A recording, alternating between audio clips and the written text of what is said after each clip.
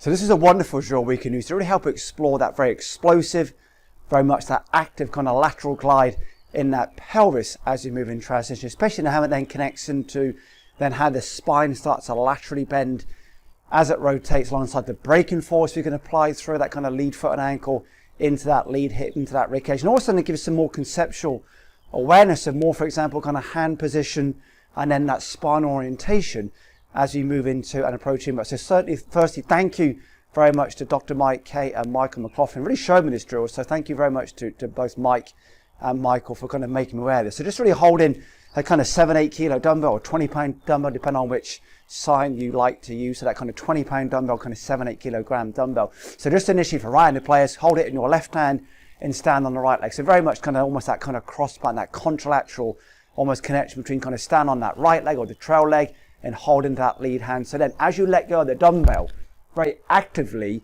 stamp explosive down that lead foot before you then catch the dumbbell or the kettlebell, as it would be in this case, through that trail. So once again, holding the lead hand or left hand onto that trail foot, stamp down and catch that continuously, actively, stamp, catch, stamp, catch, stamp, catch. You're being very aware of that very explosive braking force being applied to that lead foot, into the ankle, through the knee, up into the hip, up into that spine. So what's very important when doing this is you must plant the left foot down or the lead foot down before you catch the kettlebell through that right hand, that trail. So once again, holding left hand, stand on right leg, stamp, catch, stamp, catch, stamp, catch. And be very aware and very precise that when you catch in line with the opposite that lead or left knee as it would be in this case. So be very aware once again, hold left hand, stand on that right leg, stamp, catch, stamp, catch. And in many ways, where you catch that kettlebell, as it would be in this case here,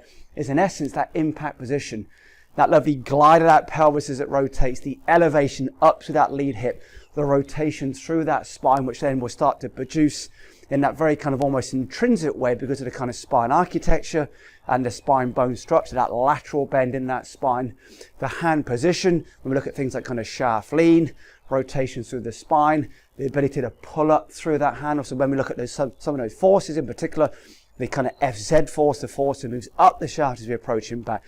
A lot of those kind of almost those aspirational movements that many people actively try to encourage almost intuitively can happen in that very explosive, almost autonomous way as we play with and explore this drill. So once again, holding that kettlebell, kind of 20 pounds, 70 kilos, depending once again on what measurement system one wishes to use, is holding that lead hand, stand on the right leg, drop, catch,